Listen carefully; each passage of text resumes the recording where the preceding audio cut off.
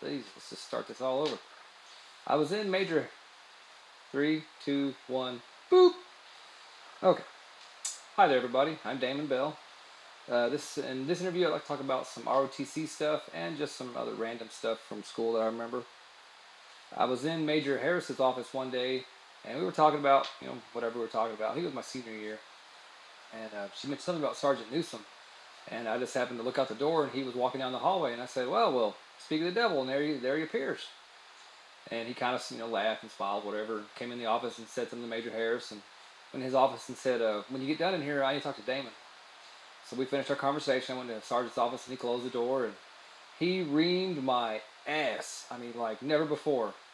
How dare you talk to me like, like we're friends or something? I'm your teacher. I'm your sergeant, and you're the cadet. And he mentioned one phrase: familiarity breeds contempt.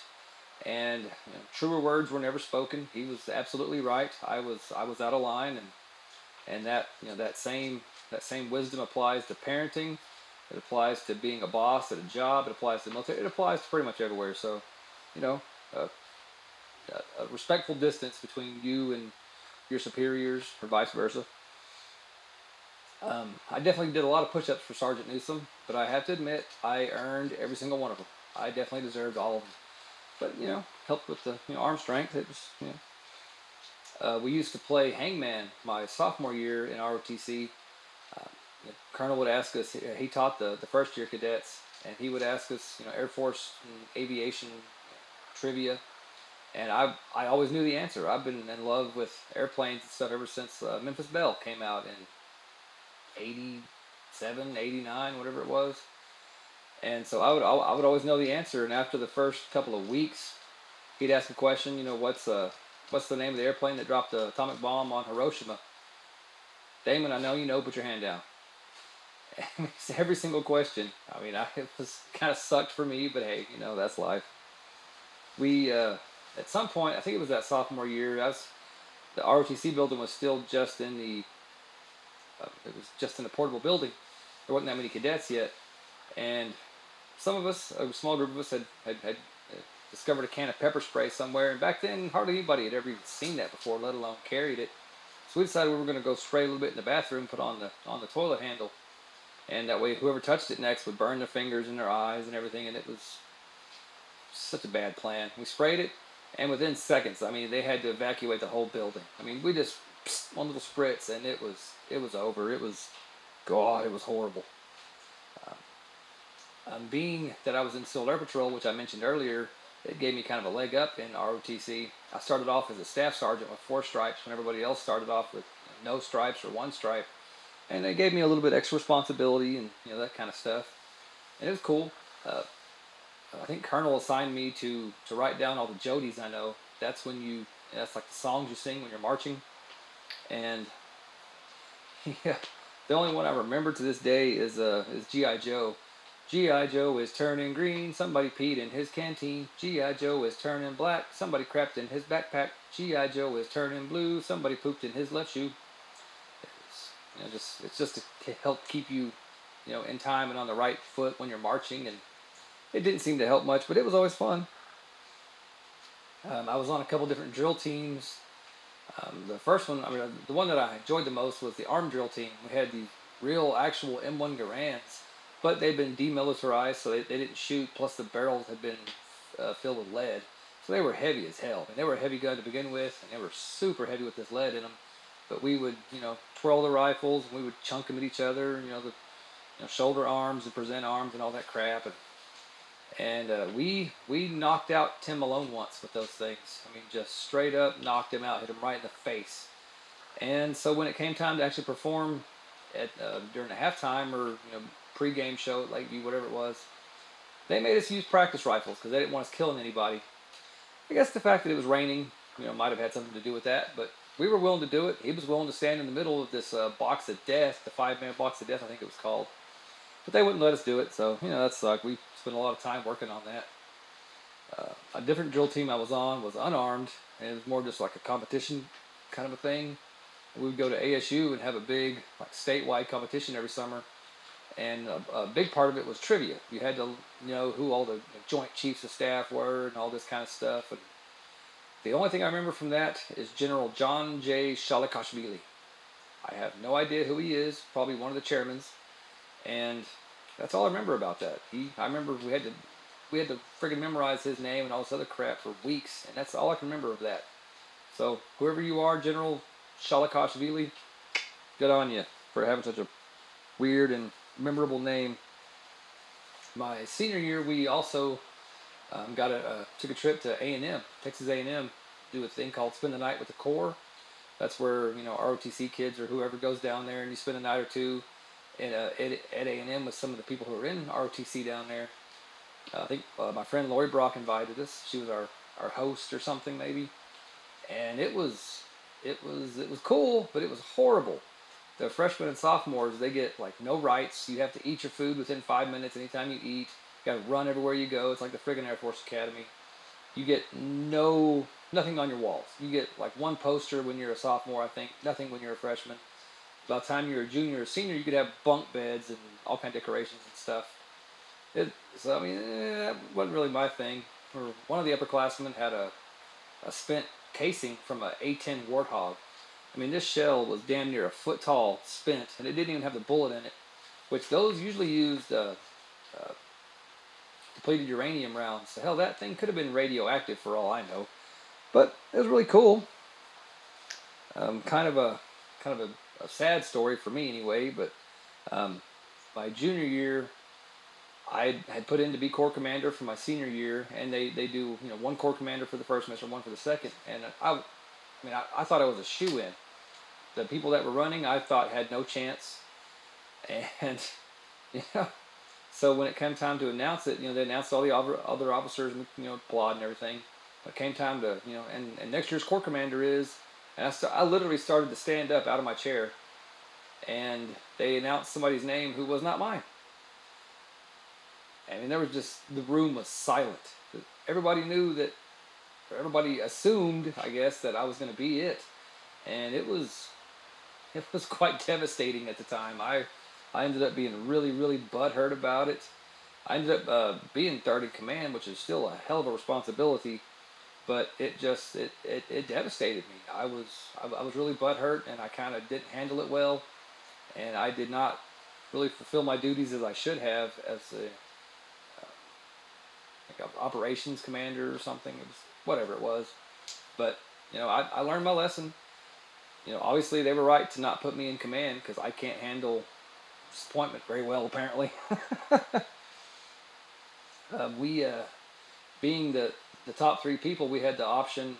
I guess technically any officers could, but we got the big like World War II looking round caps as opposed to the little like fry cook triangular looking hats, and the insignias that come with the little flight caps, they call them. They're tiny. They're about an inch tall. And we didn't know that they sold, bigger versions for these officer caps. So we had these tiny little insignias on this big giant hat, and it looked so goofy. We ended up doing a few things with Central. We would always do stuff like that. We actually got to meet Colonel Powell, Colin Powell, if y'all remember him, when the National Guard moved out of the armory at right next to Central and gave them that to be their ROTC building. We were jealous as hell, not gonna lie. And they all had officer caps with the right insignia on them, and they looked great. Ours were just silly. But anyway, we usually have a couple of like dance functions and ward banquets and stuff called a military ball, which was a big dance, and a dining out, which was fun. One year I brought one of my mom's co-workers' daughters, and she was tall, one of the tallest women I've ever dated or taken out on a date my entire life. And I think she was a softball player, and her knees and feet hurt all the time. And so every time I'd ask her to dance, she was not interested. She didn't want to dance. She just wanted to kind of sit there. She didn't know anybody. I guess she went to Central, maybe even out of town. I'm not sure. And it was kind of a crappy date. Sorry, you're a lovely girl. I heard you're married now and have kids and everything. Congratulations. Hope your feet are feeling better. But at one of those functions, I ended up meeting a girl who would be my high school sweetheart my senior year. I think it was think Chris, one of the Chris's brought her. Sorry for stealing your date, bud. My bad. Actually, I don't feel bad about that at all.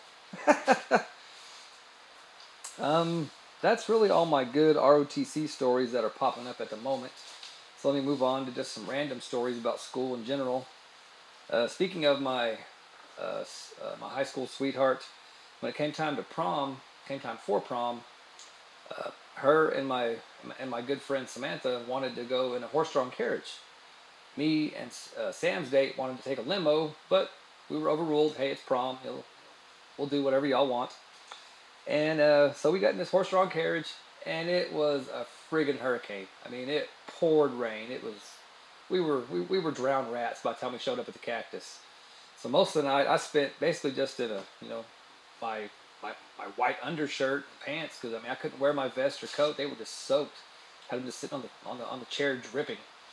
Which, looking back, it was funny as hell. I mean, but one thing that surprised me is at the end of the night, that everybody votes for prom king and queen, and I had never been, homecoming king, homecoming queen, none of that stuff. Obviously, I wasn't homecoming queen. Anyway, I'd never even considered that I would even be in the running for that stuff. But I had made so many friends in band and ROTC that I actually made the top 5 for prom king, and it just blew me away. It got me right in the heart. I was honored, and I felt loved. It was amazing for me. I'd never even considered for a second that would ever happen. I didn't win, but I mean I was just super stoked to be in the top 5, and it made me realize how many friends I really had at Lakeview.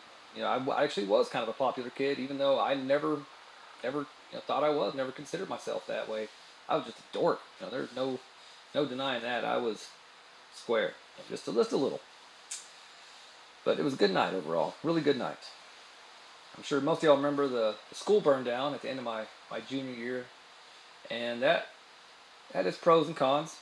I remember my dad waking me up that Monday morning saying, it was like 5 o'clock or something. Hey, get up, the school burned down. That's not funny, I'm trying to sleep, go away. No, get up, the school burned down. I gotta get up in an hour and a half, leave me alone. Dude, get out of bed, come look at the news, the fucking school burned down.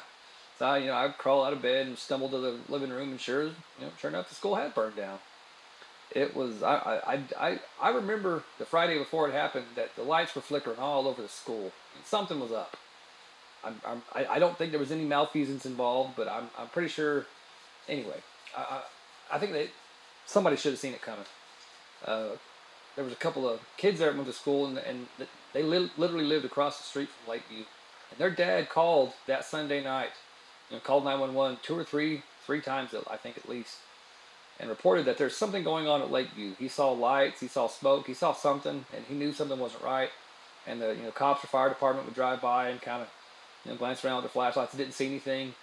And by the time they showed up that last time, well, Lakeview was a puddle. Smoking, smoldering puddle. Good on you, Mr. Dye, for doing your part. Sorry, the police and fire department didn't believe you. But it was kind of cool because we ended up going to the Coliseum to have class that day, just to discuss what we were going to be doing for the rest of the week. Because it was the last week of school, if you remember. Well, all the underclassmen and probably the juniors maybe had to stay at school. Us seniors and maybe a few of the juniors just left the Coliseum. It's the last week. Our grades are turned in. The diploma's already printed. What are they going to do? Well, I had one of them crappy, 4-foot above ground pools in my parents' house. And so we had a little pool party, pizza and, a few kids. And it was a good time. Everybody else is at the Coliseum learning, and we're having a pool party. It was pretty great.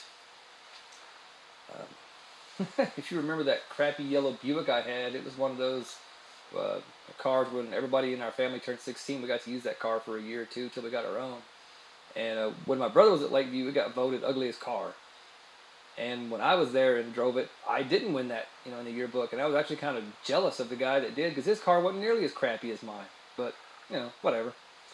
Remember, me and Brian Wheeler would be cruising around. And back then, Clinton was president, and gas was 99 cents anywhere in town, or less. And we driven past some gas station, and it was $1.09. And Brian rolls I'm sure the window was already down. It was hotter than hell in that car. He rolls the window, or puts his hand out the window, gives him the bird. $1.09, man, $1.09. who the hell's going to sell gas for $1.09 when it's 99 cents anywhere else in town? It was, it's still, I still remember that. It's so stupid. We were big fans of Adam Sandler by that time, and a piece of shit car. It was just the perfect tune for that Buick. I mean, I miss that car. A lot of great memories, especially in the back seat. But yeah, that car was pretty trashed. We actually drove it. I think we're going to his house or from his house, and it had been raining, and it was this one entire street was you couldn't even see the curb. It was so deep in water. And of course we flooded out like idiots, and it took nearly 30 minutes for that distributor to dry out before we could start the car up again. It was dumb. I kind of learned my lesson. Of course, that Buick was about an inch off the ground. I mean, it wasn't a low rider, but it looked like it because it wore out. It was so wore out that on the street in front of Brian's house, or a block from Brian's house, doing the speed limit, you'd hit one bump, and I kid you not, that car would bounce for 13 seconds. We timed it. The shocks were so bad that car would just bounce on its own for 13 seconds like it had hydros. It was great. After driving that car for a year or so, my parents bought me that 81 blue Ford pickup. If y'all remember that. I'm sure the band kids did, because I nearly killed every one of y'all in that car, in that pickup. I was cruising around with Justin Walker, still best friends to this day. Hi, Justin, dork. And I think we pulled up by that Stripes right there by the Coliseum at 29th and Coliseum Drive, and somebody cut us off, didn't use a turn signal, whatever minor infraction it was. Justin yells out the window, "You diesel dyke!" It wasn't even a woman, I don't think, driving. It probably wasn't a lesbian, and it wasn't even a diesel pickup, but it was just one of those spur-of-the-moment stupid things, and I still remember that. I did mention Chantal in an earlier video, and I said I'd get back to him. If you remember the cafeteria at Lakeview had like walls or doors that would slide up and down, and they would come down during lunch periods to separate people eating lunch from everybody else. Well, at the end of lunch, they rang the bell and the door started going up, and Chantal had his notebook, Trapper Keeper, whatever it was, sitting on the sill of the door, and it started to go up with the door, and he grabbed it, but by the time he grabbed it, it was too high up, and he couldn't get it off for whatever reason, and his hand got stuck in the ceiling, and he couldn't get out. We thought his arm was going to get ripped off. So I jumped up there and pulled on it with all my might and got his arm out and saved his book and everything. And that's the second time I saved his life, so to speak. I mean, he probably doesn't remember any of that crap, but another thing we did during lunch, I learned how to play gin rummy. Well, sort of. I never learned how to actually play it. I still can't figure out that stupid game. We'd also play Magic during lunch. The Magic the Gathering, the card game, if y'all remember that. I had a great deck. I think that I stole from somebody, maybe. It was nuts. I don't have it anymore, but man, that was a good deck. I ended up getting into a lot of trouble with some of the guys I used to play cards and stuff with during lunch. And my freshman year, the graduation night, I got into quite a bit of legal trouble with a couple of them guys. And I ended up missing Lori's graduation party. And I was devastated.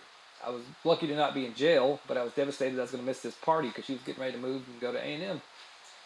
Well, a couple weeks later, it's time for her to go, and I guess I was off being grounded by then or whatever. And Lori's parents asked me to come play Reveille to wake her up in the morning, because that's how they wake up in the Corps or whatever or something. And so like at 5 in the morning, like 40 of us are in Lori's bedroom, as if that's not going to wake up any normal human being. And I pull out my trumpet and start playing Reveille, that whole thing. And she was awake the whole time, just kind of keeping one eye half open. She knew what was going on, but she pretended to be asleep because everybody expected that. It was a lot of fun. My sophomore year, I ended up being in a one-act play called Song of Bernadette. It's a cool movie, cool play. I definitely read it or watch it or check it out if you get a chance. I only joined because my girlfriend at the time was acting in it. I had never acted. It never really even occurred to me to be an actor. I did a couple of things in grade school, but the whole class did it, so it's not like I sought out to be an actor. I just wanted to be a techie. I was going to be in the background, working the lights or something. But it turns out that being a UIL event, if you can't pass your regular core subjects, then you don't get to be in the play. And so all like two or three of the actors had to get kicked out of that being in the play, and so that opened up a role for me. And Miss Crotwell asked if I wanted to do it. Like, sure, whatever. I've never acted before, but I mean, just give me the smallest part. And I ended up getting Bernadette, the somewhat blind guy. I was like a stonemason, got a piece of cut stone in my eye, and cry about it for the rest of my life. And it was a lot of fun. In one scene, there's water dripping out of this wall. It turns out it's miraculous water, and I'm supposed to make a little bit of mud with it and put it on my eye to cool my eye or whatever, and take away some of the suffering. And we used chocolate Oreo pudding. Danny would make it backstage, and she'd be there under the risers and hand me the bowl of it, while I'd grab some of the mud, put it on my eye, and then I'd go off stage, and I would eat that crap right out of my hand. That is the best friggin' pudding in the world. Danny, you make awesome Oreo pudding. It was great. Thank you so much. We ended up going to have a rehearsal in between one of the contests at that lily pond over by Central, the big park, because a lot of the stuff there looks kind of like some of the settings in in Lourdes, France, where this is all supposed to take place, and that was a lot of fun. I actually ended up hanging out with some of the kids from some of the other actors and stuff, and man, it was one of the first times I'd ever been invited, by the cool kids to go hang out, and it was a lot of fun. Probably helped that I had a car and one of the few people that did at the time. That's really had nothing to do with it. One of the actors who happened to be a drummer, also in band at Lakeview, he would hang brain every time we were in the dressing room at one of the contests, and I don't know why. I think he thought it was an accident, but we were all pretty sure. He would also do "I'm a little girl" and then a bulldog routine, and I'm not going to display that because kids might see this, and I don't want to be in jail. But you can imagine. You probably know who I'm talking about. I'm not going to say his name, but hell of a drummer, and a pretty good actor, and funny as hell. When we were in Austin, because we made it all the way to state with this play, great cast, myself not included. We were in Austin, and we snuck out, a few of us, to go to Hooters. And it was like right next door to our fancy friggin' hotel. It was awesome. I'd never been to a Hooters before. Damn good burgers, and the scenery was nice. I'm not gonna deny that. I remember at the end of the contest, we ended up coming in, I think, like third place or something, so we didn't actually win anything. But they have a little, what they call a skosh show at the end of the thing, and the people who help, like the people that work at that school that put it on, they basically just make fun of all the other plays, and they made fun of us for about 5 seconds because there was really nothing much to make fun of us about. So we were all pretty proud that everybody else got lambasted for 10 minutes, and they're just like one little thing about us, and they moved on to the next play because we were friggin' awesome. That's right, go LV or LV, whatever the hell it was. It was a lot of fun. My senior year, I was nearly held back. One of the counselors called me in and said, "You have too many excused absences." Like, pardon? I'm an AB student. I've never missed a single day. Well, you have like 15, 20 excused absences. I'm like, yeah, excused. They were for school functions.